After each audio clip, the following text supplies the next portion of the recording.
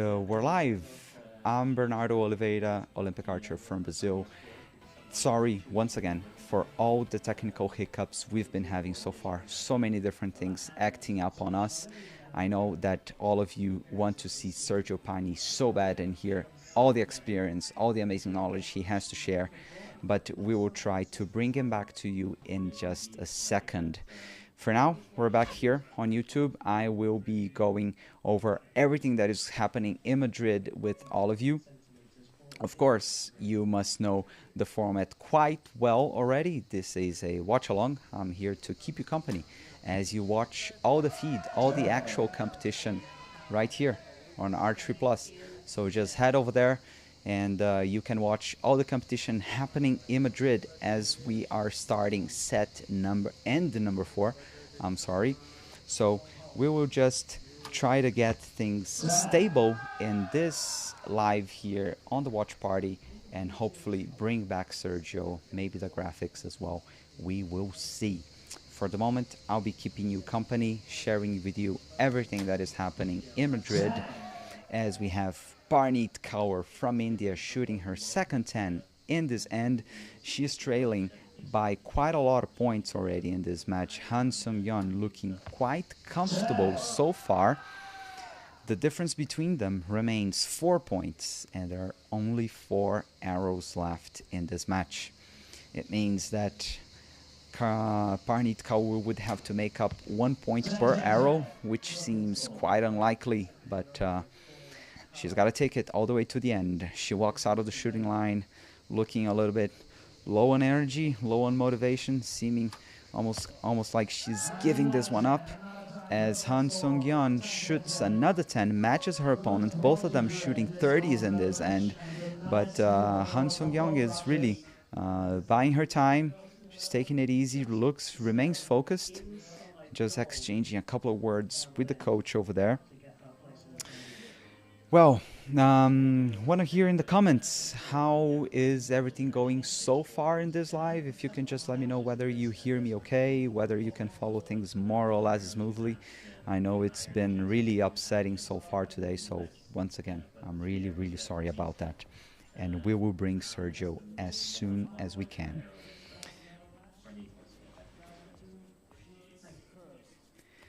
Well, we're almost ready for the last end on this bronze medal match. Korea looking pretty comfortable on its way to claiming yet another medal today here in Madrid and compound archery. Well, please give Ella Gibson versus Parneet Kaur. Maybe you want to know the result on how that played out, and I will tell you in just a second. Of course, Ella Gibson did beat Parneet Kaur because the Indian ended up in the bronze medal final, but that match did go 146 for Ella Gibson against the Indians 143. And very first arrows already shot in end number 5. Indian Kaur at full draw drops a 9, definitely not what she wants right now. Even a little shake of the head after she has shot that arrow. Han from Korea looking really, really comfortable. Drops an 8 or 9, a little to the left. She smiles a little bit, just maybe out of nervousness, but I think everything is still very comfortable for the Korean here. Kaur, on the other hand, does her part. She shoots a 10, but I'm afraid that's too little, too late. Han Sung-yeon from Korea at full draw, about to take the bronze medal, her very last arrow, about to set that one off. A little bit of a long hold. Coach counting down for her. It's a 9, and that will do the job as the buzzer comes off. Just a couple of moments after she's released that arrow, I think we can see a smile of relief on her face. Coach exchanging a couple of words with her as she nods with her head. But now it's all time for applauses. All applauses for everyone, because the third place on the podium has been decided. And we have Han Sung-yeon from Korea, who will be getting for their nation yet another medal.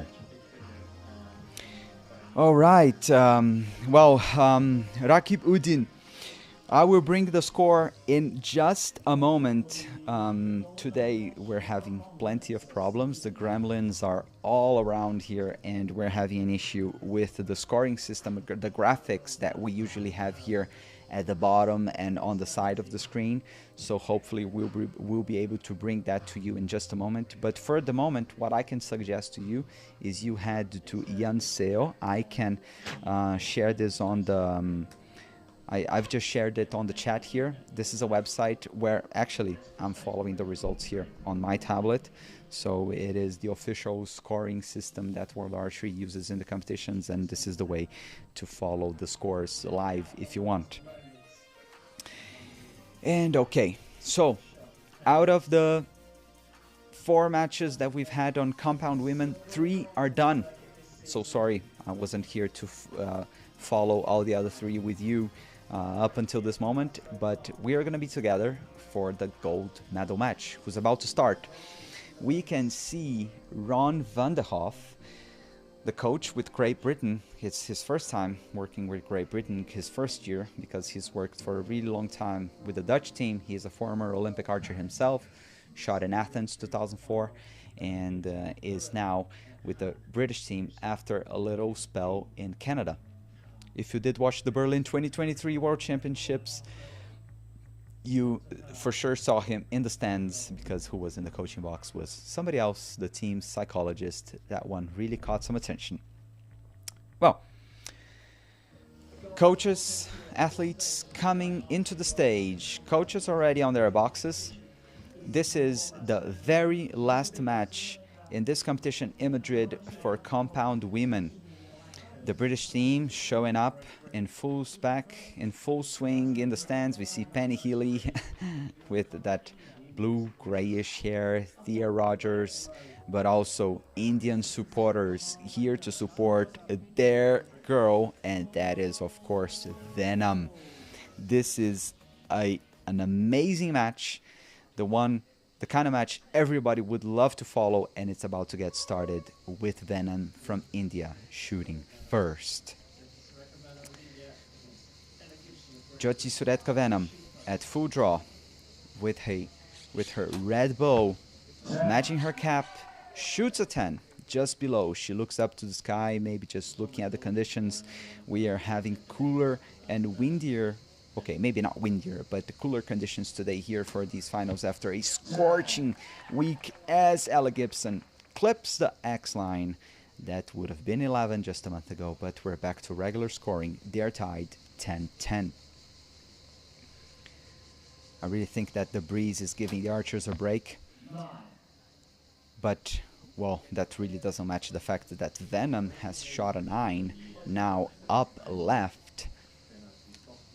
If you're following it on Archery Plus, of course, we have also the plotting over there. You can follow all the previous arrows by the archers. Now as Ella Gibson misses the X-ring by literally less than a millimeter. Nice detail there on how Venom holds her release aid. Very characteristic way, very original string arm that she has. As she makes her way back into the 10, looks a little tense, maybe unhappy with the fact that she's already dropped a 9 up against such a strong archer as Ella Gibson. Well, Chris Gaskell, where did I buy my shorts? Well, these ones, bought them at just a... do I shave my legs? That one really threw me off. Sorry, but I hope that this is a compliment, Chris. I just bought them in Brazil. If you're interested, I just got back from Brazil a couple of weeks ago, and I took the opportunity to buy some clothes. Okay, end of end number 1. We have Ella Gibson leading by 1 point. She's shot a perfect 30 up against Venom's 29. We know in compound archery that maybe this can be fatal mistake already, a dropped point that could be crucial by Venom. We hope that this is not the case for sure. All the Indian fans that we have hope that this is not the case. They will hope that Venom will make a comeback, but anything can happen in a final like this. The breeze seems to be taking it easy today, but it could change at any moment. We've had some really challenging conditions all throughout this week in Madrid. It was really challenging, not only the heat, but also the wind. It'll be Venom shooting once again. She's getting to anchor. Full focus moment as she tries to make her way into the center of the target. That is a very solid 10, maybe the most precise shot she has shot so far today in this match. It's off to the British now. Ella Gibson. So far so good, 100% within the 10 ring. Now they're playing cat and mouse here in this match. Jyoti, all she can do is shoot 10s and hope that Ella is going to blink. Venom clips the line of the X ring, looking very solid, very focused and composed. She seems to have things under control right now. And there is perhaps the opening she needed. Ella Gibson misses the 10 by less than a millimeter. That one so close. That is the opening that Venom needed. Now she needs to capitalize. Oh, and she misses by really a very small margin. We are seeing very high level shooting here today, and me personally, I love when we don't have a lot of the conditions influencing. We just want to see the best archers just shooting the lights out, hitting the center of the target, arrow after arrow. And so Ella back in the 10. Jyoti Suretka Venom did have a great opportunity to tie things in this match, but she shot yet another 9 when Ella shot one the same. So after 6 arrows, Ella Gibson from Great Britain is still with a 1-point lead. Of course, the scores are going to be confirmed by the agents, but we don't have anything too close on the line to make us doubt that the final score will change. I will just check whether I can bring Sergio back because, come on, I'll take no offense if you're not here not to listen to me. You're here to listen to Sergio because he is amazing. Should just make sure whether we can bring him back at any moment.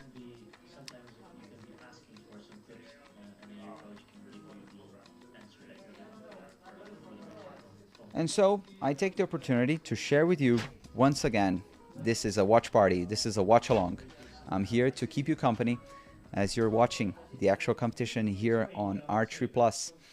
And wherever you're watching the world, if you want to share with me here in the comments with all of us, feel free to drop a comment letting us know where you're watching from, who you're cheering for, maybe who you're looking forward to watching in the men's. But for now, it is all women's that matter. Venom clips the 10 line.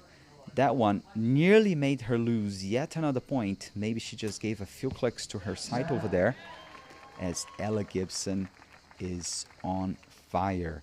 That is a very solid X10. She's looking really comfortable and really on it here in this match, while I have a feeling that maybe Venom is overworking, over-trying a little bit. Maybe she seems like she's trying a bit too hard, and if you shoot archery, you know that this is very easy to happen. Ella Gibson shoots a 10 up high, 12 o'clock, nodding after hearing a couple of words from her coach. Maybe she knows exactly what she did wrong, why that one nearly cost her a point. And for the first time in this match, we have India's Venom shooting a 30. Better late than ever. She can still apply pressure on Ella Gibson, who needs to shoot a 10 to stay 1 point ahead. I wonder if that's a little bit of shaking. This one once again touching the line of the 10, between the 10 and the 9. So I wonder if Ella is a little bit of flirting with losing points here. So this is all that Jyoti Venom can do. She can only keep the pressure up and hoping her opponent will blink. Now, what surprises me here is, of course, the Netherlands. We don't have to mention all the amazing tradition they have in compound archery, but I'm afraid this is the first time that I see Ron van der Hof, who has worked with recurve, as far as I know, all his life, in the box with a compound archer. but he is there supporting Ella, and she seems to be drawing a lot of support and a lot of confidence from him. As we see once again, amazing graphics there provided by the AI tracking that we have on site, showing some insights into height, speed, and also the plotting of the arrows. All of that on Archery Plus. Okay. End number 4, starting here, Venom at full draw. She's been the starting archer at every single end of this match so far, because she has been trailing. She shoots a 10. Now we can clearly see that she has a very nice group to low left on the 10 as Ella Gibson shoots the perfect shoot-off arrow over there, eliminating the little cross from the center of the target completely. Panjat Kumar, who's in the lead? It is Ella Gibson by a single point, but Jyoti Venom drops another 9. The third that she drops in this match. She might be running out of time. Ella Gibson set to maybe her first win of the season. It's another X10. Great stuff by the Brit. She nods in approval. She seems that she is pretty much in control here, as we see the flags there in the back. The wind may be blowing a little bit more as Venom makes her way back into the X10. It's only her second one in this match. This is not a good sign for her.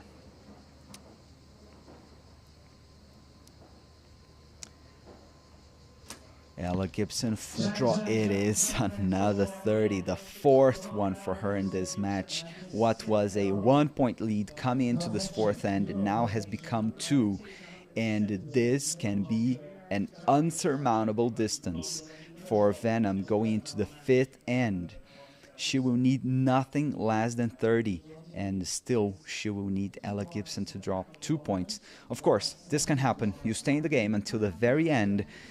Ella Gibson there, checking her veins. Very important check before you go into the very final end. Just a little tear on the vein could mean that you miss the target completely. So for sure, you need to check all the arrows after the runner has given them back to you there in the box. Just a little context over here. In most of the other elimination phases of the competition, archers themselves go down to the target to pick up the arrows themselves and everything, but here in this final setting, then they have agents that represent them down in the target, that check the scores, remove the arrows, and then give them to volunteers who bring them 50 meters downrange back to the athletes at the shooting line. We've had the beep. We are go for end number 5. Venom is starting once again because she's been trailing since the very beginning. After end number 1, she is in the 10, still with that tendency to be slightly low to the left. I think she's given her sight a few clicks over there. But as I said, she needs nothing less than 10s and still hope for Ella to drop points. But this is definitely not what Ella is doing. She shoots another perfect X10 perfectly in the center of the target. Off to Venom now. And it is another X for her. Only 1 arrow left for the Indian archer. 2 left for Ella. Ella would have to shoot 2 9s and Venom shoot a 10 in her last arrow for us to go to shoot off. And that is maybe the first one. Ella Gibson drops another precious point in her penultimate arrow. Off to Venom. She needs a 10 right here and still hope for Ella to drop another point. But this will put some pressure. That is an X10 from Jyoti Venom. The pressure is now on Ella Gibson because she needs a 10 to win. She's at full draw. Detail on her release aid as she gently touches the button, and that's an X10, and that is a gold medal for Ella Gibson. Her first major win of the season. Big fist bump with Coach Ron van der Hoff. She hugs her opponent Venom in a big display of camaraderie, but the body language and her face show nothing else than relief for Ella Gibson. She raises her bow for the delight of the crowd. She receives all the praise and the claps. And once again, a big sigh of relief from the British archer. There in the back, we can even see her agent 50 meters down the range, celebrating, lifting his fist as well in celebration. And wow, that one turned to be a thriller there in the end. If we thought that this one was done and dusted, Ella did make her life a little bit more difficult by shooting that 9 on her penultimate arrow, but she delivered, oh boy she did, in the very last one. Pankaj Kumar, Jyoti wins silver. Exactly. So Jyoti Suretka Venam with the silver medal. And Han Sung-young from Korea with bronze, of course, our big champion, and now qualified for the World Cup final in Nanjing in October this year. We have Ella Gibson from Great Britain, which honestly is not a surprise. And if you even want to know, in the early season predictions that we did, Ella Gibson was my pick for the big name in compound women this year. Okay. Hopefully, we can bring Sergio back. And just a moment. We're going to have the interview. And you will be able to watch the interview if you're not on Archery Plus. We're going to hear from Ella Gibson in just a moment. And we will also see the podium ceremony. So this is the new thing for this watch party, this watch along here in the fourth stage here in Madrid is that... Okay, and we hear... It's your first World Cup win of the season. How does it feel to stand on top of the podium again? So incredible. I feel like it's been such a hard year, and I remember just saying to my coaches on match day, I really don't want to walk away with the season with nothing, and they just told me you won't. Like, if you just stop worrying about it and shoot your arrows, you'll be there. And I try to just take 1 arrow at a time today and focus on my shot timing and trying to not control the match and not control win or lose and just control my shots, and it paid off today. Well, I mean, talk me through that. You know, everything seems to be finally clicking with your setup. Yeah, for sure. I mean, I think it always takes time when you change to a new bow company and, you know, to get used to it, to find the right recipes, to find what works for you and for you to kind of gel with it and get used to it. And I think I'm finally starting to do that. And obviously it's been a long season. There's still some big events to come, including the World Cup finals. You know, heading into this event, you've not taken a gold. What's the plan? Obviously, I'd love to win the World Cup finals. Like, that's one big goal for me. I really hope that happens this year. But like today, I'm going to try and not control it and just do the prep, do the work before the event, and let the event happen. I'm so proud of you. Congratulations. Thanks so much. And there you have it. Always good to hear from the gold medalist, to hear from Ella Gibson on her first gold medal this season. And yeah, just trying to take it shot by shot, just not try to control too much, just focus on what she can do. And honestly, already what's within our control is already a lot. So the shot itself is a very hard thing to control and master, especially in a tension-filled and pressured situation as a final like this. But then on top of that, if you try to concentrate on what your opponent is doing, or the weather, or the crowd, or whatever, then it just becomes overwhelming. Okay.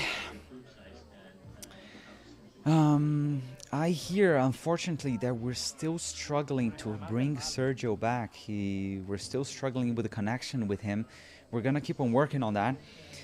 In a couple of moments' time, I will switch as well to the podium ceremony that you will be able to follow here as well.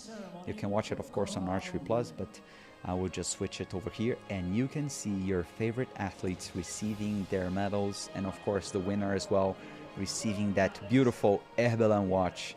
I'm still waiting for mine, by the way. But here we go for the podium ceremony.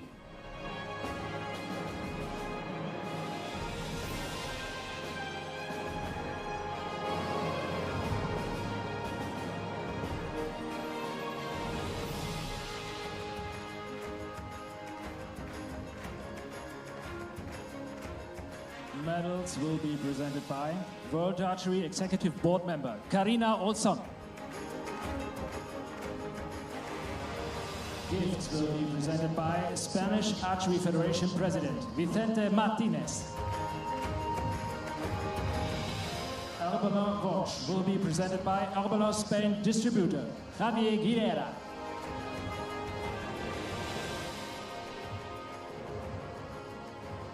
Bronze medal representing Republic of Korea, Han Sung-yeong.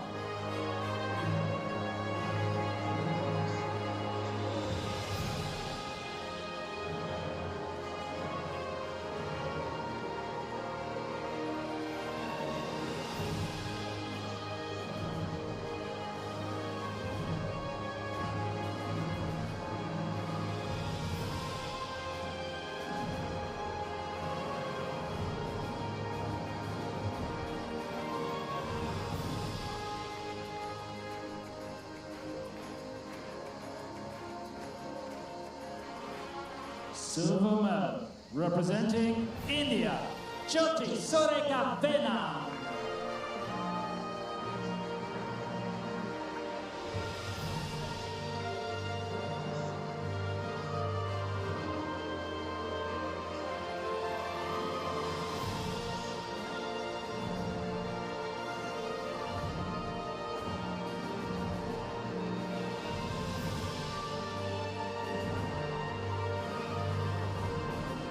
Gold medal representing Great Britain, Ella Gibson.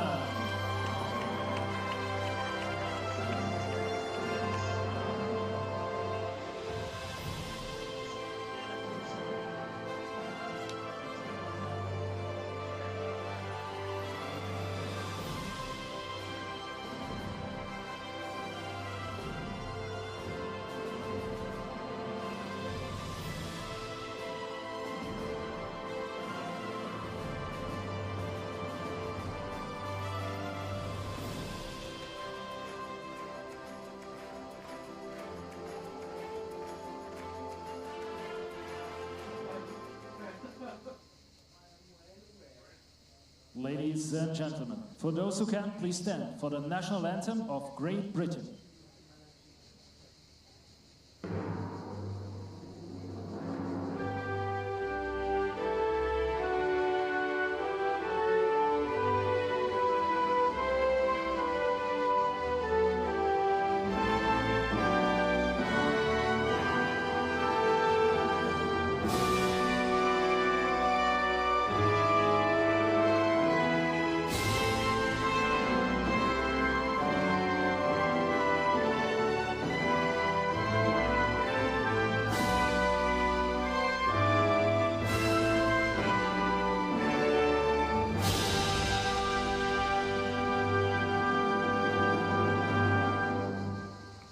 Ladies and gentlemen, please give a warm round of applause to our athletes.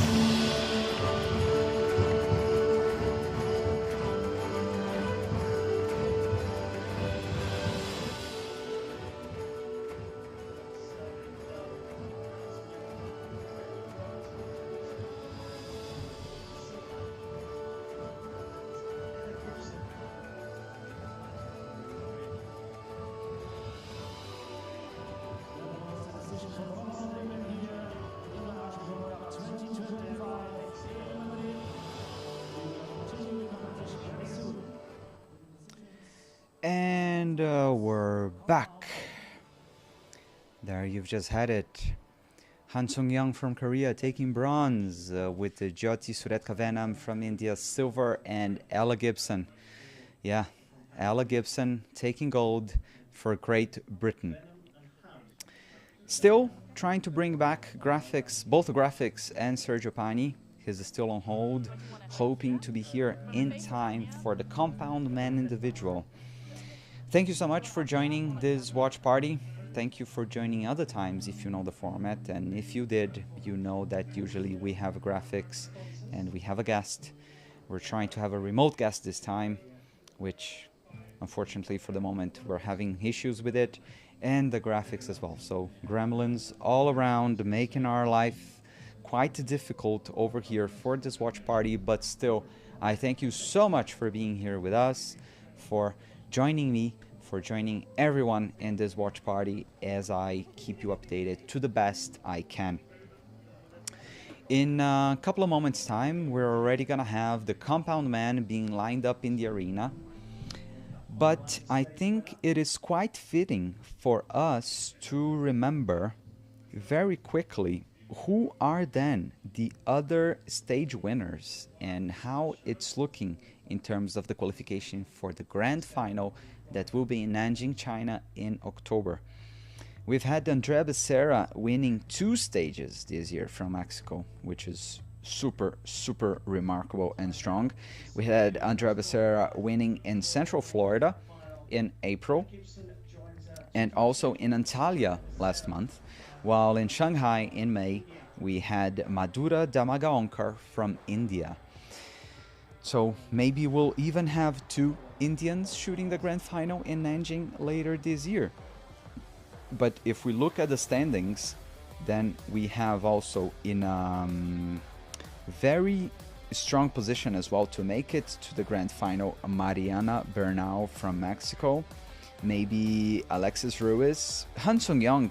It was not the first time that she's made the final 4 this year, so maybe she does stand a chance of making it into the grand final in Nanjing, but I'm afraid that maybe Jyoti Suretkavenim will miss it by just a little bit.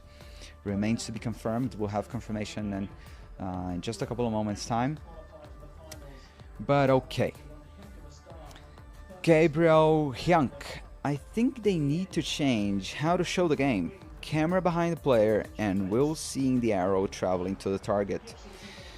Help. Well, I think the Archery Plus coverage is not bad in terms of following everything, so you should definitely head to the link. We have a link here in the description of this live, or you just go on Google, type Archery Plus or archery.tv and you'll get there.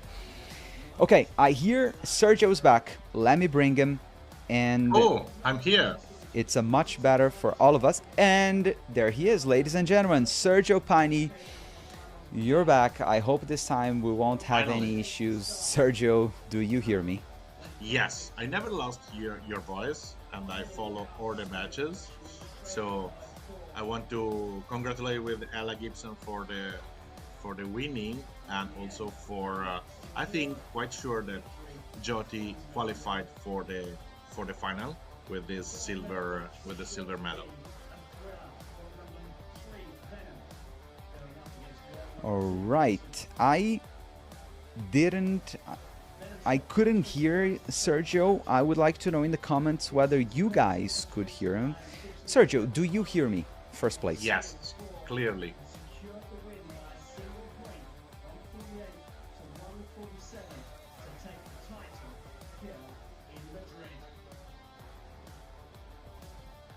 Well, I haven't heard back yet.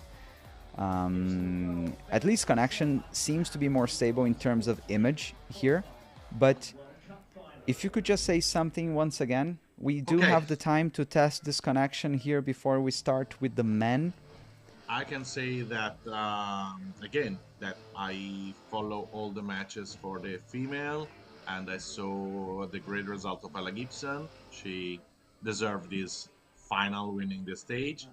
And also I will congratulate with Jyoti, because I'm pretty sure she qualified for the final with this silver medal. And I don't know, can you hear me or no? Seems not. Yes, I do hear you at last, yes, and good. I hope that we can have this conversation because finally. I do love talking to you. I want to know everything that you have to say about this competition, but I'm afraid we do have the math afterwards, but I'm afraid that Venom will not qualify for the final because I think this was the best result she had, and then we've had other archers that I'm afraid can outscore her, so maybe she won't be in the final. Pretty sure she is in, and I make my personal calculation. However, I hope she's in, and okay. And however, we still have a teammate from India to support during this during this final. And however, I think that Becerra will go really, really as the leader of the season during the final because she won 2 stages. So I think that everyone was want to miss the first match against her. So I think that everyone want to be be against her during a medal match. Yes, yes, Becerra was super, super strong, but I just mentioned before you came back here that when we did the beginning of season predictions this year, I picked Ella as like who was gonna be the big name, and she only showed up in the very last stage, but for sure, Becerra and yeah, there are so many good archers, but I still pick Ella to be the big name to be beaten. I think that this season was a pretty predictable. No, the stronger name never really miss the result, and they're not giving a lot of space for the new shooters. Um, the Korean Han make a very good results as a outsider, and I think that all the other names are pretty the solid classic name that we can predict from the beginning of the season. Yeah, you mentioned the Korean. Was it in the beginning of this year that you did spend some time in Korea? Can you share with us how that was? Really was in the past season after the conclusion of the World Cup stages. So it was the end of July, beginning of the August, and I spent a couple of weeks working with the Korean and showing my way to work. And I met Han and also all the other teammates. So I think that she was really solid and strong. However, without a lot of experience, she started very, very solid season. Yes, yes, yes. And well, it's crazy because you've been around for a long time, and you remember the time when like Korea shooting compound was really weird, but now they are definitely one of the powerhouses, and we could see them winning a medal, maybe a gold one in LA. How did you see Korean compound archery when you were there? Well, but basically, I saw a very good group. Basically, was not ready for the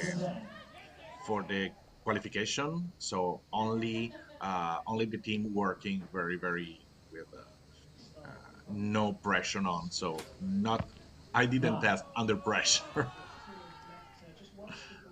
Good point.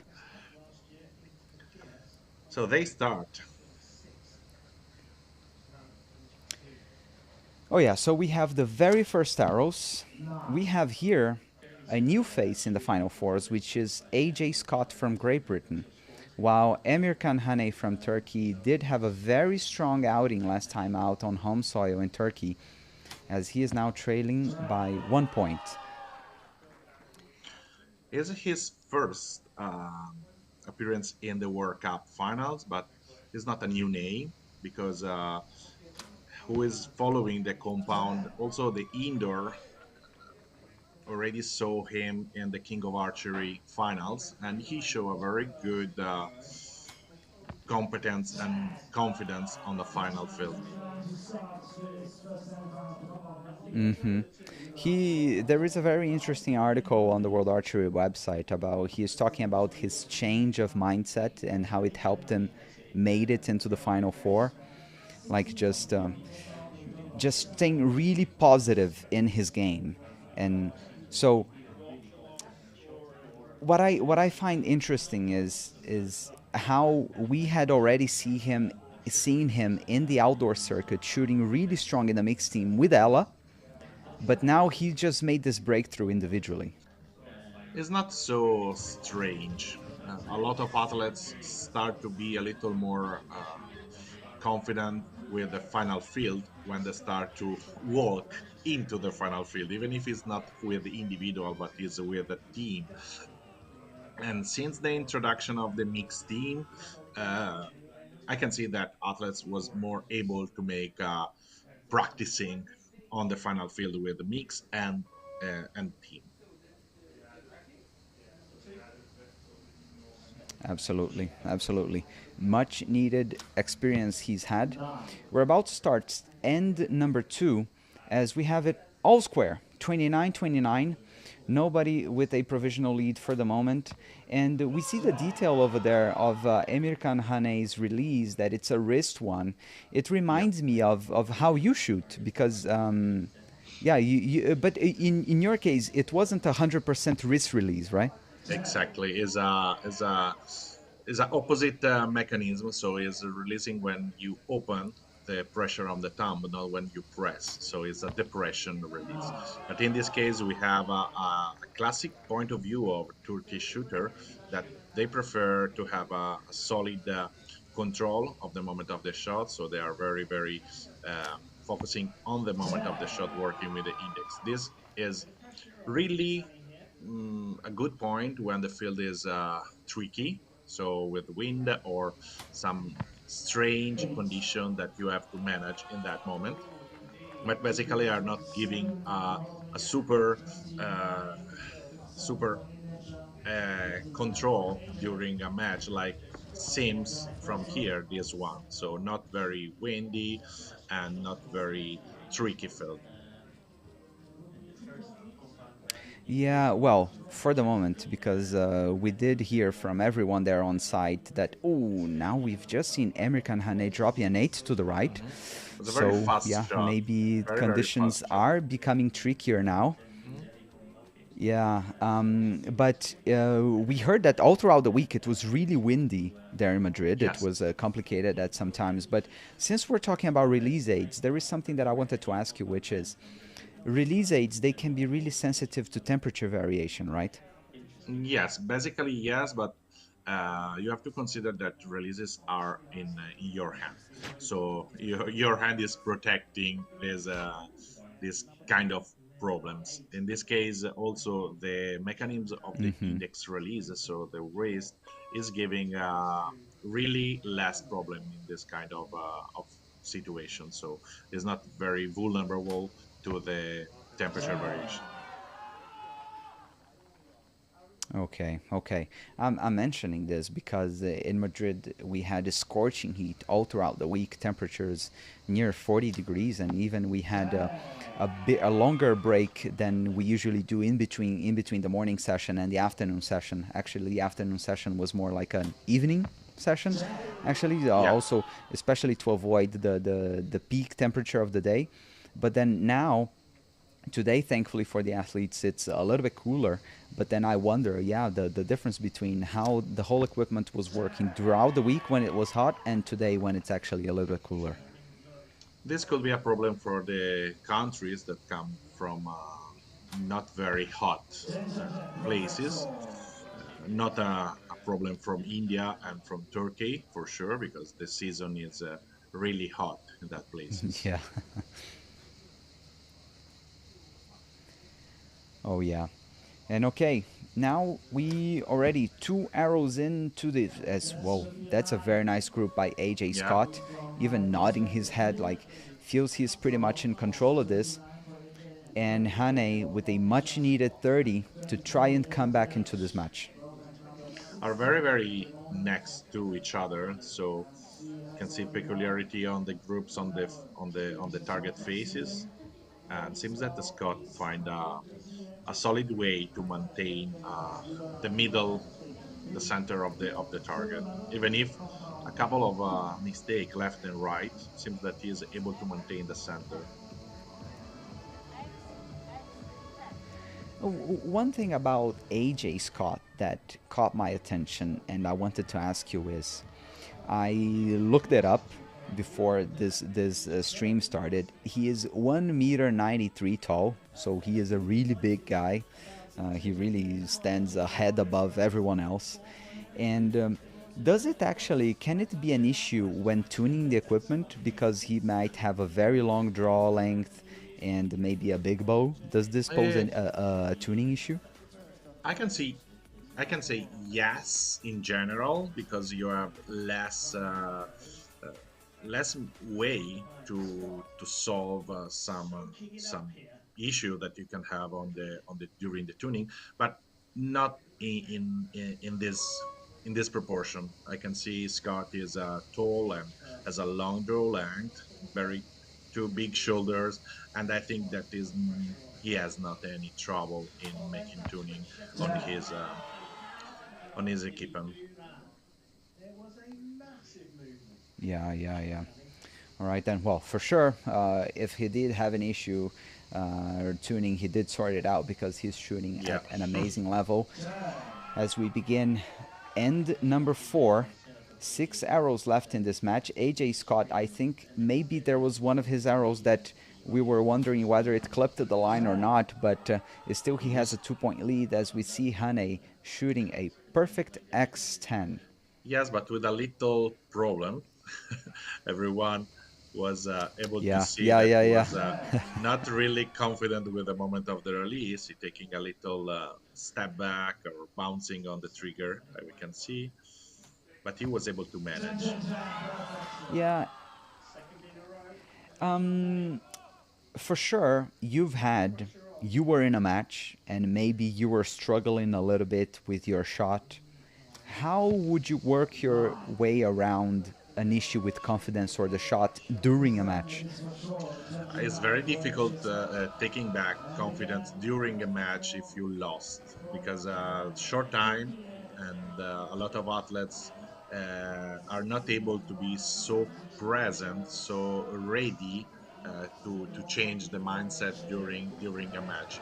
The most experienced one are have a little more, I can say, confidence to retrieve back the center of the target. But as you saw, sometimes a mistake that is understandable from the point of view of the athletes is more easy to delete.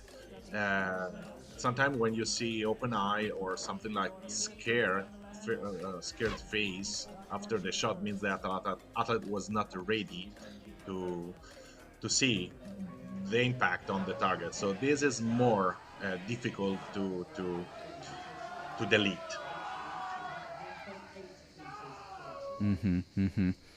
Well, even if Emir Khan was struggling a little bit, he does have an amazing opportunity to make his way back, because now he's trailing by a single point. And every arrow that he shoots in the 10, he kind of is putting the pressure to the other side, to AJ Scott, because then he needs to keep on shooting 10s, because if he drops a single point, then he might be facing a shoot-off here.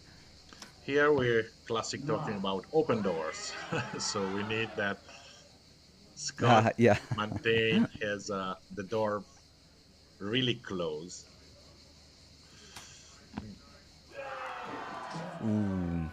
But with Emir Khan dropping a 9, that's not what he needed. Looking back into his coach, now it's AJ's turn.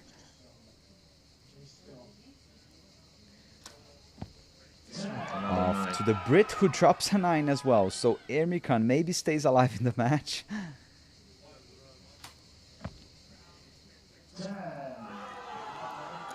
Oh, I think he had a little moment there as well again, no? Even though he shoots a 10. Yes.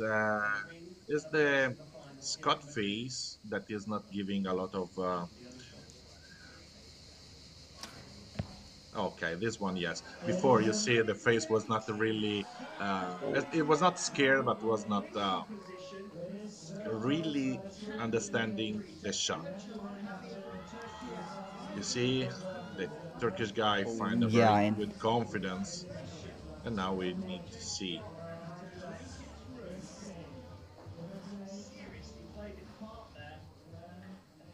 AJ last arrow. You saw that?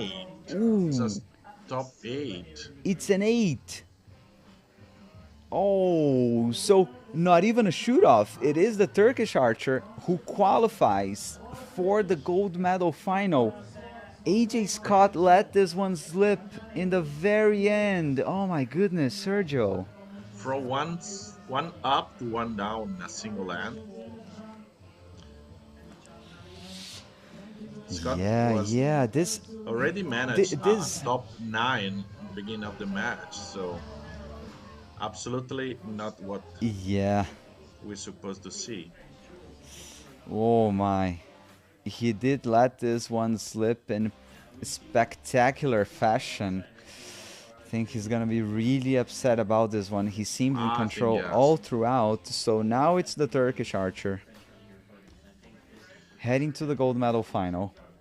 Talking about the statistics and the World Cup rank, I don't know if Scott was so next to the final that now he have to fight for the bronze or fourth was enough.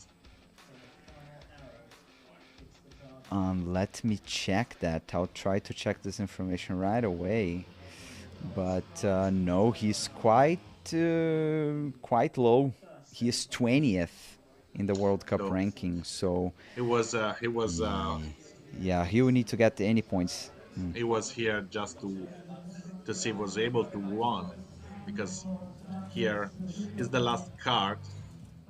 So for the lower in rank, only a gold winner card. Yeah, absolutely. I take the opportunity to share with you that we've had Matthias Fullerton winning Central Florida in April. He was the first stage winner. Then in May in Shanghai, we had Mike Schlosser, who is making his way into the finals arena. Yeah, really He won in quiet Shanghai, because he already was already qualified for the qualified. grand final. Yeah, and he is facing an opponent who is also already qualified. Nicolas Girard won last time out in Antalya. So we can see a really, I can say, relaxed match from both the sides.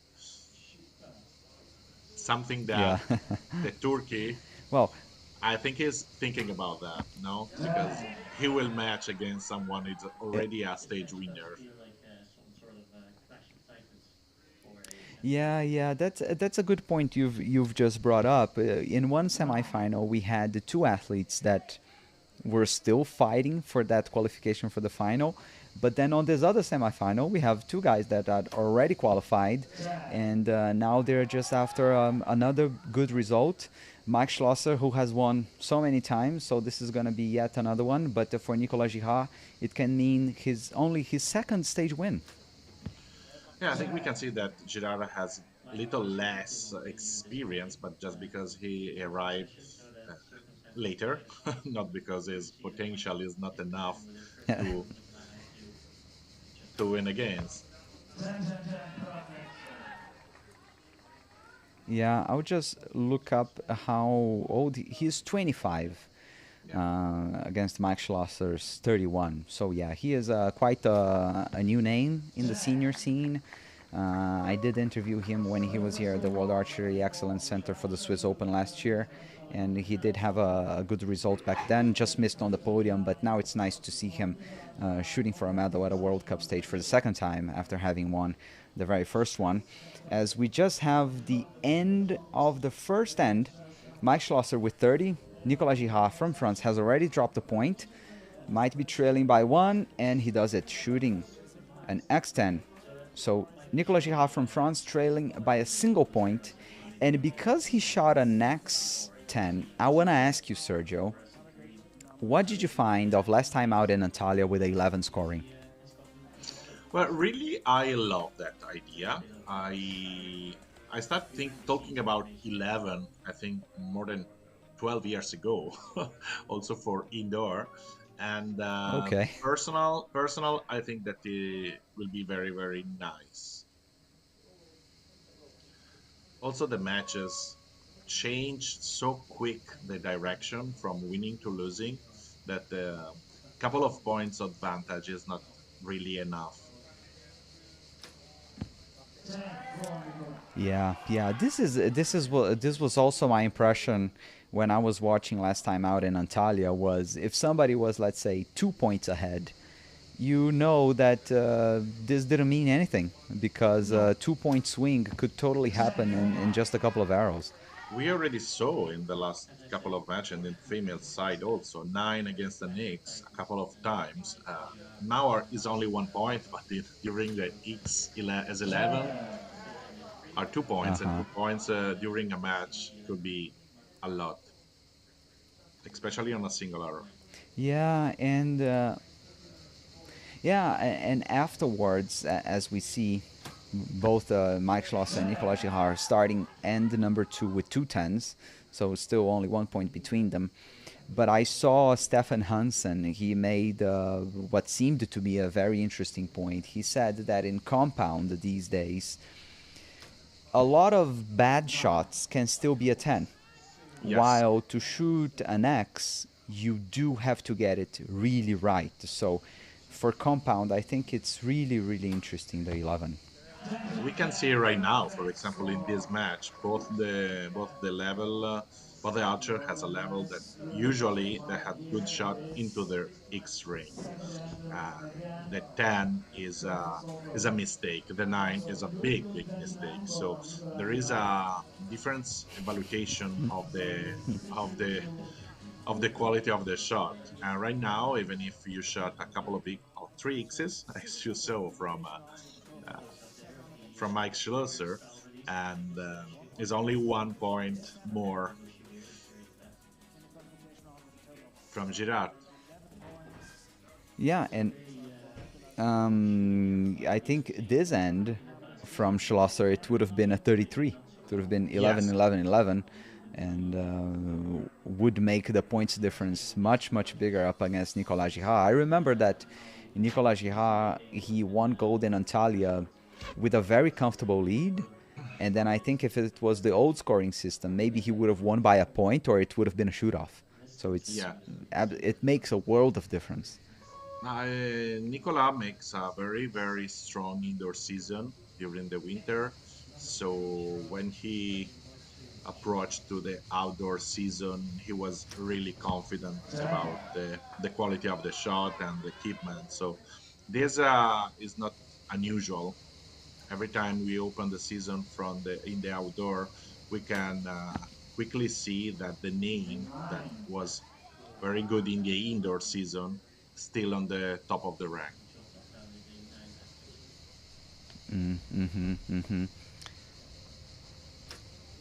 Yes, as we begin end number 3, Nicolas Girard with another X, but he has already shot 2 9s, and Mike Schlosser.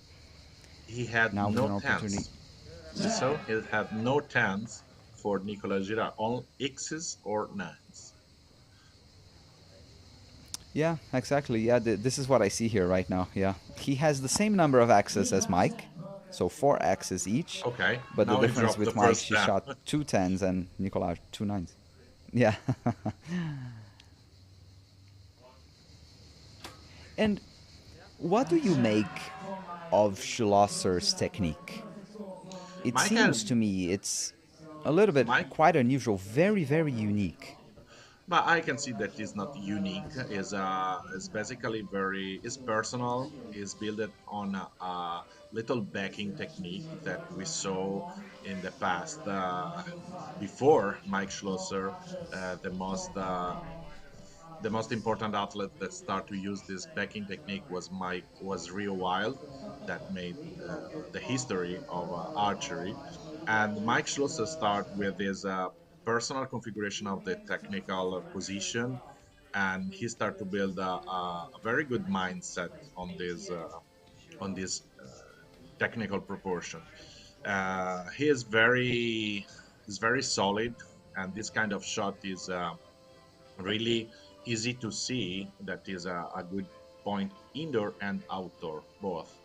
Sometimes he had the problem we saw in the past managing the trigger and managing the release during some finals, but usually he is pretty comfortable during the final matches, especially when he is in a leading position or in a not very uncomfortable position like now, because he is in a semi-final. He is already qualified for the final of the World Cup. So his face is not really expressing no difficulties at all. And what is your track record shooting up against him? How were your experiences facing him? Well, when I was first in world rank, I was first for 2 years in a row, and he started. So basically, I saw him growing, and then we had not a lot of matches on the final field. And I remember just a bronze medal match that I lost against him in Antalya, but not a lot of time on the final field individually. We met, I don't know how many times with the team and and mixed team also. You see, Gerard still shooting in the X's. Very, very solid shot. Yes, yes. Yeah, with a 11 ring, this would have made a world of difference for the Frenchman. But yes, even the Schlosser almost shot a 9, but his group in the center of the target, as we see Yeah. the holes in the paper, it's just super super solid. Watching the field, you can see there is a little wind, but it seems not really. We are not any impression that is giving some trouble to the athletes. Yeah, yeah, we seem maybe these are, I dare say, the best conditions we've had all week long in Madrid for shooting. And this is personally what I love. Like, of course, it's impressive when we see good athletes battling the wind and everything, but I like when we have good conditions and we see the best athletes in the world just pounding the center of the target. Is nice, but however, also the wind is a condition that the athletes have to manage. And so sometimes Absolutely. a windy condition on the field is changing the results of some athletes, but it's not really changing the results of some others. So that means that they are able to manage, and I think this is something that. It's not nice to see because everyone wants to see the perfection on the target faces during a match. However, maintaining a good performance, Yeah. even if the field is not in the perfect condition, uh, is something that I really appreciate from an athlete. So I usually give an extra points if I have to to put some mark on the athlete. Yeah, yeah, absolutely. In Central Florida, we did have a lot of wind. It was really tricky in Shanghai as well. And now Madrid, maybe it's one of the easiest finals, even though Yeah. there is no easy final, I believe. We're Yeah, starting sure. now with the very last end. Nicolas Girard is still trailing by 2 points. This one seems, yeah, the Mike Schlosser's to lose and seems unlikely, huh? As I said from the beginning, he is very confident and he has nothing to lose. So now with 2 points advantage, he is not feeling a lot of pressure. He have only to maintain the shot without any problem. Yeah, However, when with you are in this Nicolas, condition, second 10 for this end. Nicola knows that 2 points advantage from your opponent during this moment is a lot. So, Yeah. however, we saw a lot of strange closing end. I drop a little Ooh, 9. yet another 9. Yeah, The so I group think was really done solid. and The dusted. group Only was a really solid. catastrophe will take this away. 150, very good shooting from Mike. 150. Not bad, huh? It's a good presentation for the final field. Yeah. So Yeah, every yeah. is a strange, but when you're back waiting for your gold final field, like the Turkish guy right now, is something that you don't want to see, but also you are able to see because everyone say, okay, it's 150, but it's pretty impossible you can make twice. So it's something like scaramantic. From the other side, your brain say, "Oh, my opponent is able to shot 150 and I was not." So it's I think that is a Yeah. 50-50 when you're back waiting for your match. Yeah. That's for sure. If it was me, I wouldn't like to be, as you said, just waiting there. Then I see my opponent shooting 150, and I'm kind of like, okay, that's what I'm going up against. But in the World Cup final last year, if you followed it, did you see that James Lutz, he shot 150 in the quarterfinal, semifinal, and gold final? Did you see that? Yes, but we remember because it's really strange maintaining this level for all the matches.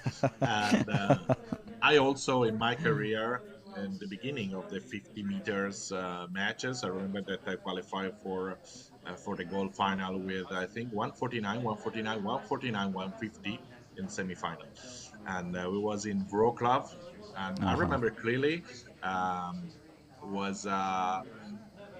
Pierre-Julien Deloche and against a Russian guy, and I was against Genet from France. And the lower score in that semifinal was 149 from the Russian guy, and all the other matches was 150. And I make a shoot off 150 against Genet from France. So the level was really, really high. Yeah, and that's what we hope to see here, especially in the gold medal final. We're seeing the athletes already ready to take the stage. AJ Scott looking very, very focused for Yeah. this last match. What would you prefer? Being in AJ Scott's skin, that he's had time to sit down and maybe relax and think a little bit, or be Nicolas Girard, who walks straight into the final after losing? Girard, 100%. I don't want to sit and lose the Yeah. confidence with the field. Also, not in this case, but sometimes the fields um, are changing quickly with the wind conditions. So, if I shot less than 3 minutes ago my last arrow on that same field, I feel a little more confident. In this case, we have both the losers. So, something that Girard has a little more in his on his skin is uh, the feeling of the losing match. So about the confidence, Hmm. Scott was really able to have the time to rebuild the confidence for this match, and Girard is more in a condition that I lost less than 2 minutes ago. But in this case, we have Girard that has nothing to lose because he's really in a good point. He's a stage winner, but Scott is in making experience, so is I think I want to be more in the Scott skin right now. Uh-huh. Yeah. Yeah, and there is also another factor. I said that it's not as hot as it was throughout the week, but still now 28 degrees in Madrid under the sun. It's not easy. So Nicolas Girard has just been standing under the sun for 15, 18 minutes before in the previous match, and now he's straight back into it. While AJ Scott, he could sit under the shade, and this It's can make a also difference. it's also really strange to see a finalist without a cap because Scott is shooting without any visor or cap or that makes some shade on the face, and considering the timing that is and the position of the sun on the field, you can see the shadow from the cap. Scott is shooting with the sun on his face. However, seems that is for him is pretty usual, so no any problem regarding this, but it's unusual to see. Yeah, that's a good point. And not even sunglasses, huh? But No, nothing. I maybe that is the fact that he comes from Great Britain, and maybe they don't have a lot of sunny days like this there. But then he comes to Spain, and hey, very sunny, very hot, huh? However, a lot of time we had more trouble for the indoor lights than not for the outdoor. But I remember in Porridge more than Yeah. 15 years ago, and maybe a lot of you remember the Brady Ellison cap on his face to try to keep the sun out. But the sun was really back from the target in that time, and shooting in this condition was really hard. Yeah, yeah, and we now as athletes are stepping into the shooting line to start the second end. We can see the shadows that really, as you pointed out, the sun is a little bit towards the front, and this can be really annoying. We have Nicolas Girard with a very nice shade on his eyes, and AJ Scott is having to squint to aim, and maybe he will rethink that. Well, I don't know. It's a good point. If I will be his coach, is something that I would like to analyze, but I'm quite sure they already did. So it means that he has no any Yeah. trouble in managing the sun in his face. Absolutely. And if he's made his way into the final, that's because he did manage this all week long. Competition for compound started on Tuesday this week. So archers, they started with the qualification round. There were the team competition, mixed team, individual, and now we're coming to the conclusion of compound competition here at Hyundai World Cup Stage 4 in Madrid. If you want to know where me and Sergio are watching all the competition, just head to Archery Plus, archery.tv, and you can follow all the action, and we're here to make you company. We have a super special guest, Sergio Pani, an absolute legend, so send questions if you want in the comments, and I will ask him myself. You have won 5 stages, Sergio, is that right? 5 stages and 2 finals? No, I won 6 stages, and pretty sure, but I'm not, got because that some right. one are far, and 2 finals. I got 2 finals and 2 bronzes, and several other medals from the team and mixed team. So I really lost the count of the medals. Yeah, yeah. When I was looking up, and then I was like, yeah, if I'm to count all the medals, mixed team, bronze, silver team, then it's gonna be way too many. And but yeah.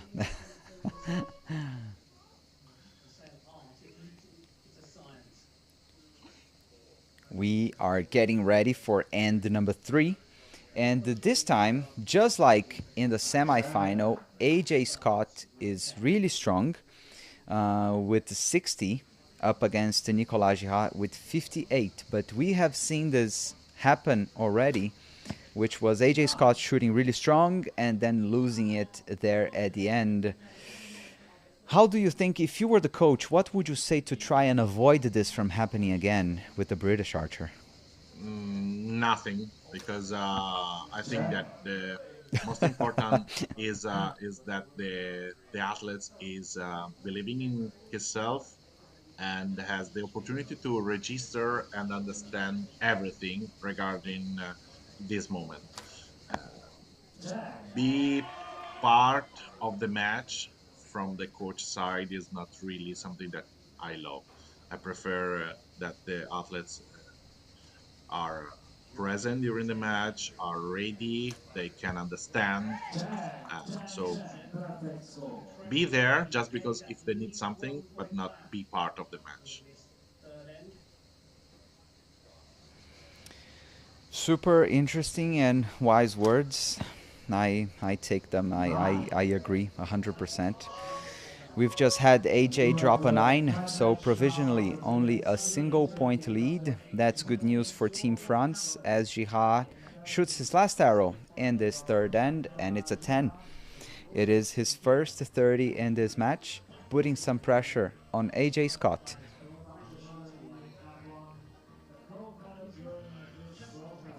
Oh, but another 9, and the way it landed, it seemed to have been affected by the wind.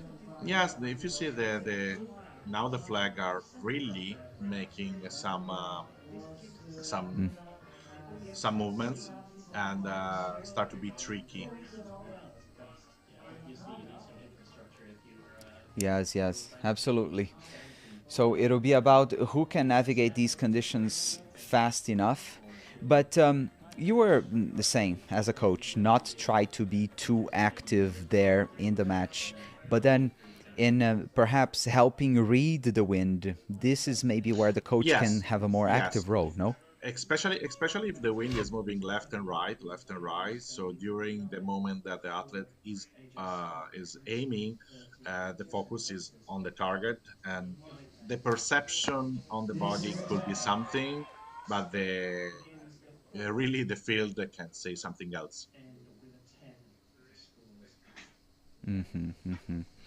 Yeah, okay, so I think we are all square with only 6 arrows left to decide who's going to be in the final step of the podium. Archer's already on the line. AJ Scott at full draw. He will start matters on the 4th end, and it's an X10. Seems that he found back good feeling. Yeah, this one had a nicer flow to it. But I think the wind playing a part over there. Jihad trying to hold it still. He did so brilliantly.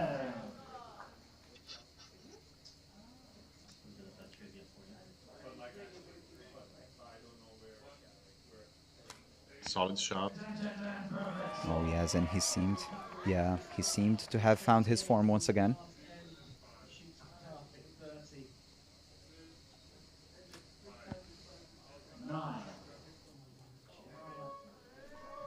Solid X's. Whoa, amazing group by both athletes. Yeah. Very, very tight groups. All the detail once again there on the release aid. Whoa. Yeah. He found back. Wow, and the body language. Walking.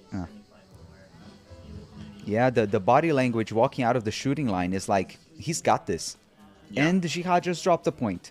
Could be Okay. really make a big difference in the last hand, because as you saw, Scott rebuilt his confidence so much, and Girard dropped the 9 the last one. But however, Girard seems not really impressed by this mistake. Yeah, but like 30 to 29, I think it makes a big difference had that 9 been the first or the second arrow of the end. Yeah. But then if it's the last one, you're going back into the shooting line knowing your last arrow was a 9. Yeah, something that is nice to see is the proportion of the impacts on the Girard targets. You can see a lot of X's, like in the match with Mike, and very low number of 10s. So he's make a perfect shot in the X's or a 9. I don't know if this is a result of something that he make for tuning and shot for the 11 competition, or it just because he's in a condition that is performing so good and he's not able to manage a little mistake. See, another X. Just, yeah, like a setup that is not as forgiving, right? It's very precise, but not so forgiving.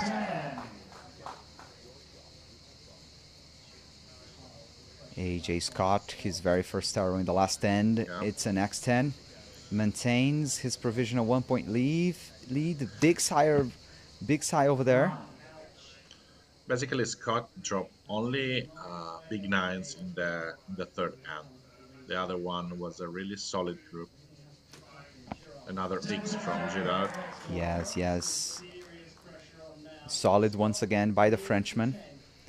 Tension is still running high because it's only 1-point difference. Wind seems start to blow a little more. That's why.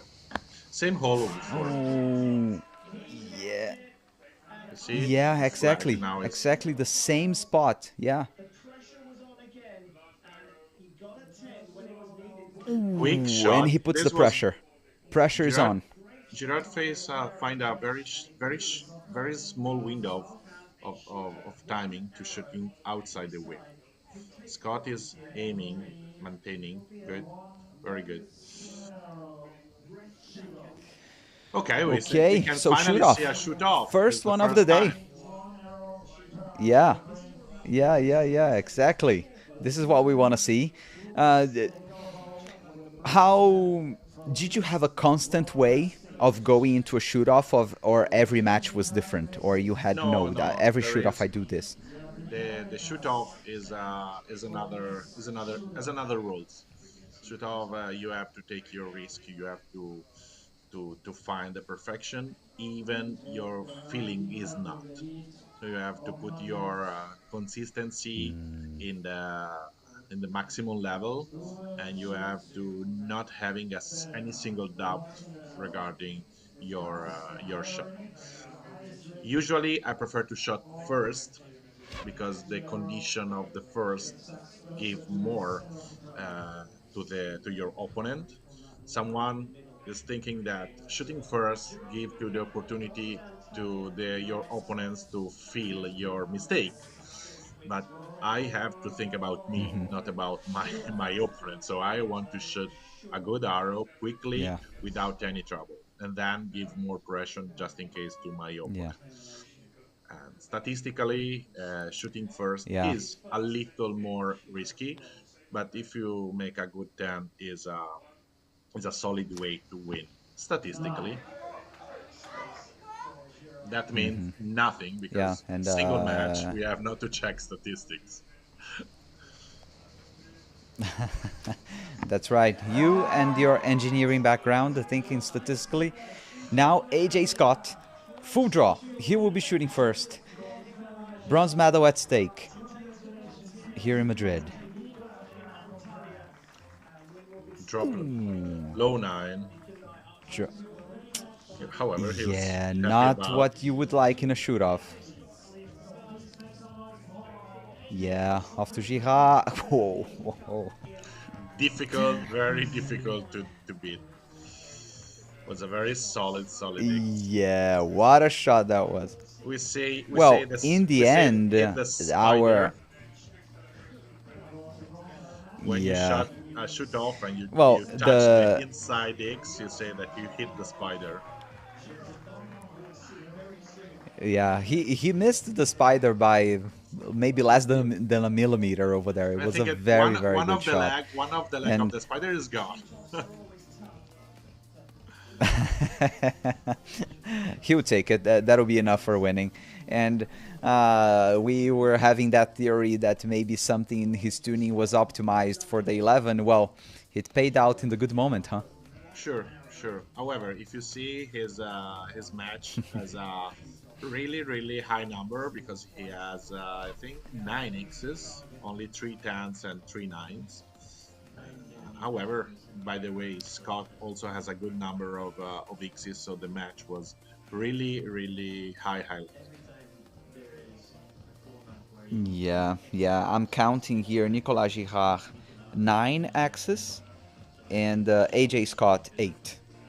If you So consider the last one, only 1 axe difference in between them. if you consider the last one, he Ah, missed yeah, 11 yeah. X's in 16 shots, so not Not bad. And once again, as I said, in Antalya, he won by a mile. He defeated, I think, Nick Capers from the United States by a very good margin because he was yeah. just pounding axes and 11 after 11. I think that Girard will like to see 11 again on the field because his results with his rules Yeah. is really good. Yeah. Exactly. Now we see Dutch coach Marcel van Apeldoorn, who will be standing behind Max Schlosser, and Ramazan Aksikoz, who will be standing behind Emirkan Haney from Turkey. They're taking the stage right now. I'll just read a quick comment from Shashkant Jadav, asking whether there are any Indian participants here. Well, not anymore. In the No. compound women, we did have 2 Indians. Yeah, one of them ended up winning silver, but in the compound men, we don't have any Indians anymore. We saw a very good level from Rishabh Yadav during the qualify. He qualified first with a 7:16. So, however, he dropped some too many nines during the matches, and he lost in the I think 8 or quarterfinals. I don't remember. And I think the Indian mixed team shot a world record.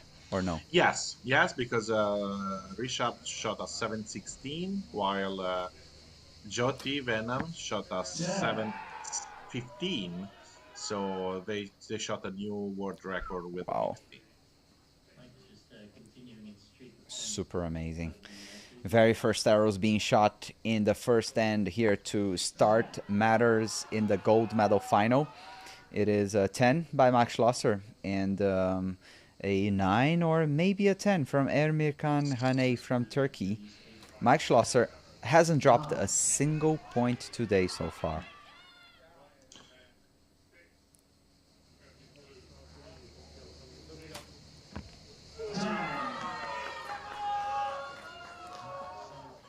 Okay, but shots looking solid from the Yeah. the Turkish archer, huh? Yes, it's solid, and the graphics also give the possibility that he's touching the nine. Oh, it's a nine for Mike, the first of the Yeah. on this Ooh. field. Yeah, and big work of the arm there, huh? Yeah, solid 10 in the last one. Maybe is tie, or maybe is I Mike is one down. We have to see the judges. Yeah, I was going to ask you. I think that bottom arrow by Emir Khan is touching the line, I think. I don't know. On the graph, they saying maybe. From my experience, I have some doubts. So I want to see the final control. If you see the judge is taking his time. No, it's a nine. Yeah. 9. Yeah, it's a 9. The We've just had the judge taking a look with the magnifying glass and then pointing down, indicating it's a lower score. So we have 29 to 29. Every time it's nice to see that every time the judge give the final call, you can see the teammate of the shooter that really go very, very deeply to see if the how was, because you have to remember that after the match, your teammates will ask you, you was agree with the judge or not, because he want to know about your Ah, experience. yeah. So Yeah, yeah, yeah. you need to check. Yeah, You need to yeah. check. In this case, I don't know. Yeah, yeah. It's not a good answer. And, well, it's funny. We've just seen the replay of Mike. Like, did you see? He shot the arrow and he almost ran off the shooting line. Really funny.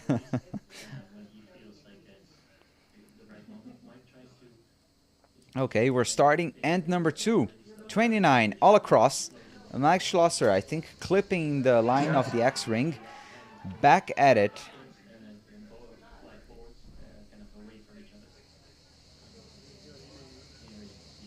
Emir Khan, ooh, with quite a lot of variation high and low. Maybe he overcompensated his sight over there, huh? Maybe over-adjusted. We saw the field is a little windy, and sometimes this could be related to some of the feeling, not more about the scope or really the aiming point, but the feeling of the athletes that sometimes is a little more overreacting to this, and sometimes you can also have a up and down. We saw also in some finals, also Scott, the final end was during the semifinal was so high, drop a 9 and an 8 up, so it's not really so strange that the little wind can move also up and low. Absolutely. Maybe even a little variation of temperature, but I think it's not the case here. With we're not really having not clouds in this covering case. or anything. Could be a problem if Yeah. you have to spend a lot of time, Okay. maybe 20 minutes waiting, and your ball is on the sun. This can be, Yeah. but not in this case. Yeah, but anyway, both of them were sitting out for a considerable time before this match. So, yeah, and we've just seen Mike shoot an amazing group, like super tight. As we just see a very nice but replay of his no arrows X's, making their no way 50 X's. meters downrange. No X's. I think that is a little upset about that. Below his standards. Now, man, look at that replay. How much weight he's got at the tip of that stabilizer. That must be so heavy. Yes, he's making. You have every time a lot of athletes consider only the weights, but you have to consider also the length. So the stabilizer of Mike is very heavy, but is not working with the Hmm. extension, so the length is not exceeding. Some athletes prefer, some athletes not. Not Is that more long. depending about your tuning and your feeling. However, in the Hmm. past with Hmm. 70 meters or feet arounds, the generally the bows was were a little lighter. With the 50 meters and indoor, the bow have to be very stiff. Yeah. Oh, Now this is we had a little twitch once again at full draw by Emir Kanhane and also Mike Schlosser for the second time in this match, having not the smoothest finish to his shot. yeah, was a little on the seems that he's controlling a lot. Maybe something of our perception is not really so good as we suppose because the field is not windy, but is the wind is still blowing. So sometimes maybe the athletes are working. You see the flag now is no problem at all, but the feeling on the athlete's hand, you see, sometimes can Yeah, offer a different as he point of dropped an view. eye now. If you consider this, Yeah, the torsion of the Turkish. bow makes a very quick movement. Ooh, Mike both of is them struggling. so as I said, sometimes the feeling and the reaction is more about you see the flag are pretty stable, but you feel something on your hand that the bow is not perfect. So you take a little extra time to stabilize the bow, and sometimes it is a good choice, sometimes it's not. Yeah, yeah, yeah. You can Yeah, see now that I tend. Yeah, now I'm thinking what you were talking about the shoot off, about taking risk. Like sometimes you just gotta go with it. Isn't every arrow at the finals field a little bit like this? That every arrow you have to be in this kind of this risk taking mode.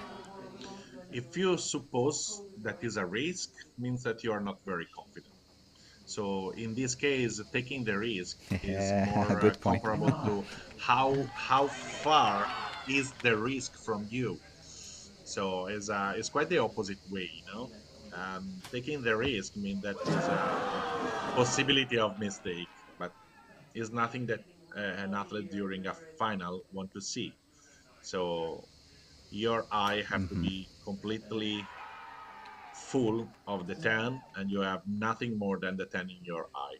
The problem, for example, is like Mikey now is dropping a 9 without, for him, without any sense, probably.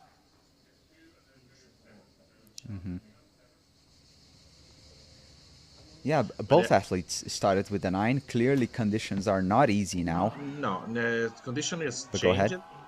And something that you can do is quickly reset and be sure about the shot and then move the side if you think that the problem is a side, but usually is not. Usually is only about yourself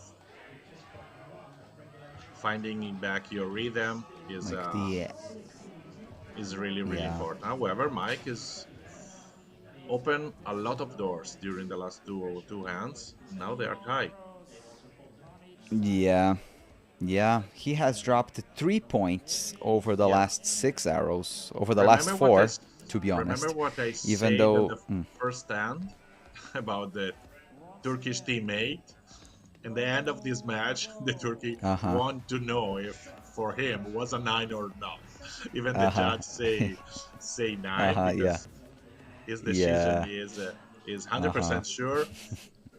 This question will be done. yeah, yeah. Like you make sure you check this well for me, huh? Like, Yeah. yeah, because also just giving context once again, for most of the competition, archers, they do walk downrange to retrieve the arrows, score the points and everything. But in a final, it is the agent checking directly with the judges. So the athletes, they have no say in what the scoring is being done down there. But honestly, that doesn't matter right now because we're going into the final end. The last 3 arrows, all square. Mike Schlosser to shoot first. He started with a very, very solid X. Something that he deserved from this Yeah, final. yeah.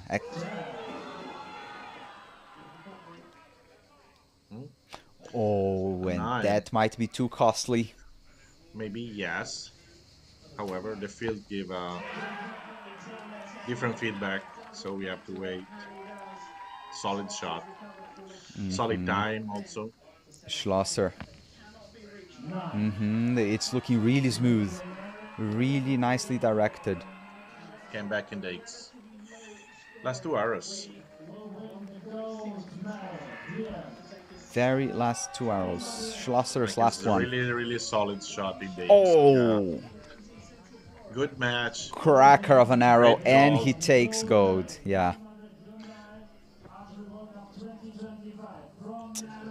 Oh, another one from Hane. However, a very high level. The disappointment in his face. Yeah.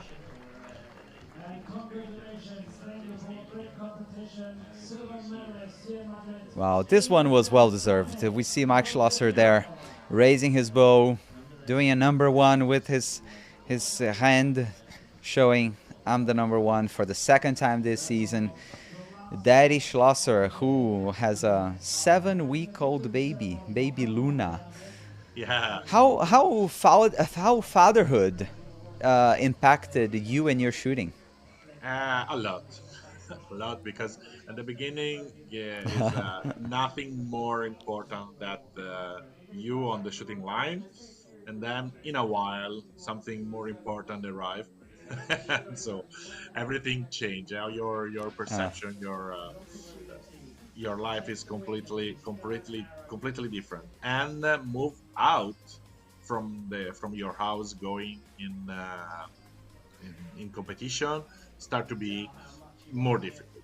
That's why you don't want to lose your time, and that's why you want to come back with something. Because if it's not, it's just a losing week. Nah, you come back and you say, maybe I have to stay at home next time. It's better for my family. However, Mike is still competitive, and I think this is giving to him a very new way to live, and to live a gold medal also, and to live a season like this one. From my point of view, the first couple of years was easier, because your daughter, your son, your is enough young to not understand nothing. Then later you want. Sergio, I'll just interrupt you real quick. We'll hear from the man himself. We'll hear the interview with gold medalist Mike Schlosser. Winning a World Cup is always very prestigious and very special to me as well. And walking off with a win, it's amazing. Like, I didn't have the best preparation. Shooting really well, and I'm really proud of myself. Why not the preparation? Can you go into that? So I became a dad about 6 weeks ago, so there was like lack of training, lack of sleep, and lack of everything. So sometimes at 10:30 in the evening I started shooting my training sessions till past midnight, but at the end my arrows were shot, and here we are. I can see the emotions in your face now. Yeah. Is there anything you want to say to your daughter Luna and your wife Gabby? Because I know there's been a big moment in your life. Yeah, hey Luna and Gabby, thanks for everything, and see you guys soon. I'll be back home tonight. Okay, thank you, man. Thank you, appreciate it.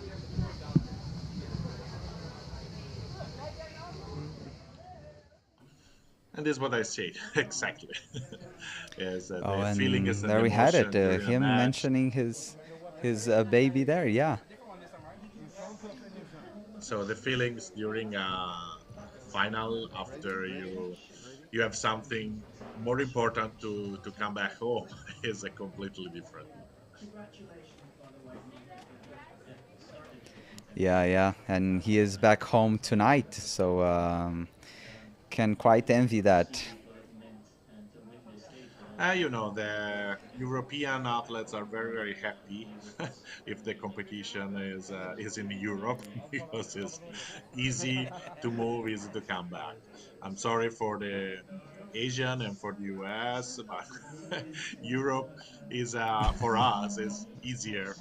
And however, here you can see the podium is completely European, even if we had a lot of international athletes during the competition that makes high results. And as we say in Berlin during the World Champ, the fact that the teams uh, came from not more than 100 kilometers from Berlin because it was the Poland team, the Denmark team, and the Netherlands team. All the country that came from that zone was on the podium. So.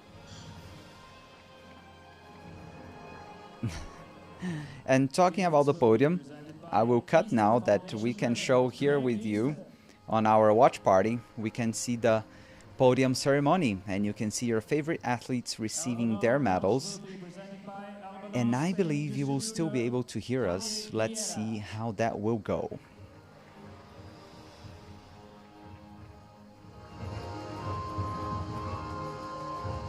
Bronze medal representing France, Nicolas Girard.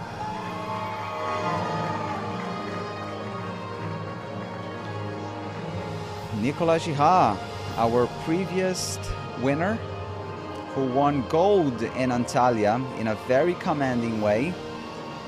Today, a little bit upset on missing his second gold for the season, but still going home with bronze after defeating AJ Scott from Great Britain in the bronze medal final.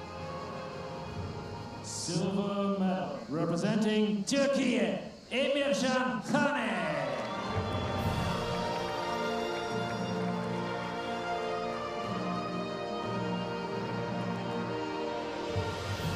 The second medal of the season for the Turkish archer, who won bronze on home soil in Turkey just a month ago, now moves up a step on the podium, taking home silver, and will sure be looking good in terms of qualification for the grand final in Nanjing, China later this year.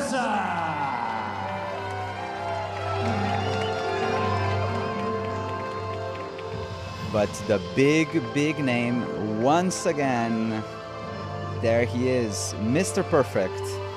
Perhaps the man with the best nickname in the whole universe will take home another gold medal to show his 6-week baby Luna back home in the Netherlands.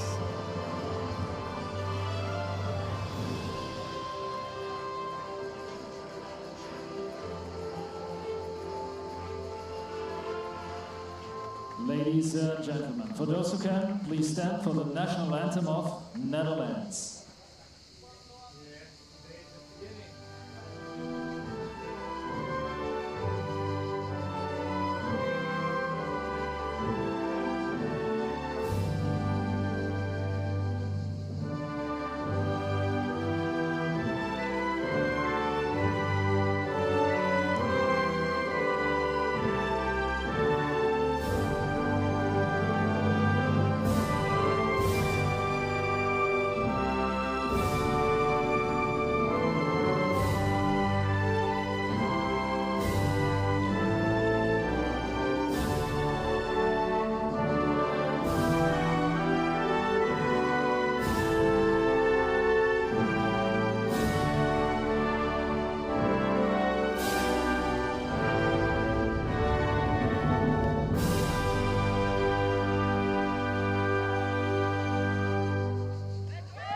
Ladies and gentlemen, please give a warm round of applause to our athletes. And there you have it. The very last stage of the season, Hyundai Archery World Cup in 2025 in Madrid, Spain. Here are your compound men medalists. Mike Schlosser from the Netherlands taking gold, Emircan Kane from Turkey with silver, and Nicolas Girard from France with bronze. Well, this brings us to a close. Sergio, final thoughts on today's session. How did you find it? Oh, thank you for inviting me. I am so sorry about the first part of the connection. I hope to come back again because it's very, very nice to be here and make this kind of light talking during the final matches.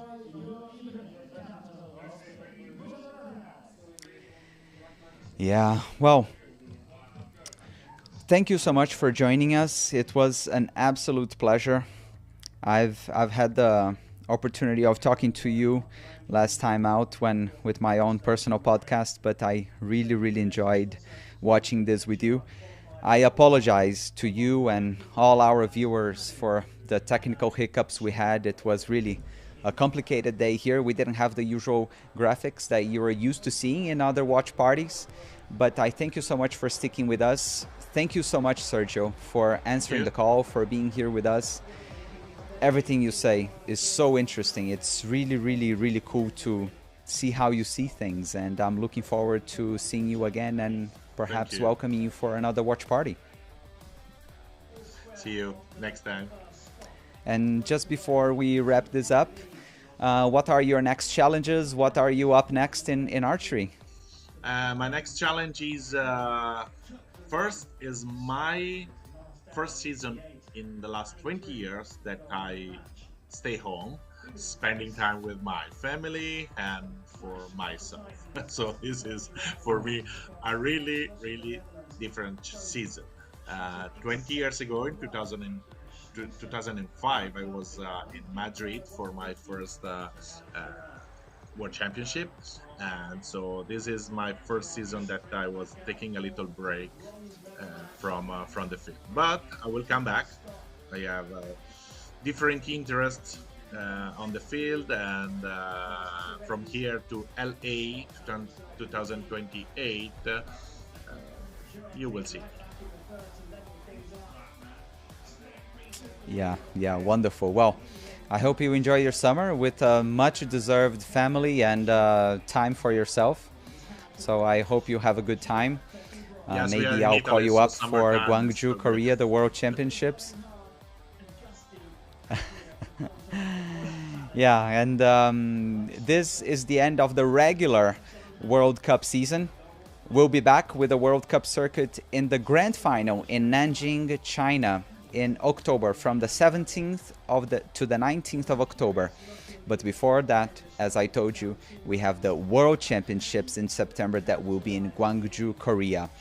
I take the opportunity once again to thank each and every one of you for joining us for this watch party. Thank you so much to Sergio Pani, an absolute legend. Grazie mille. We'll be back tomorrow with another guest, Willem Bakker from the Netherlands, to follow all the action on Recurve Sunday.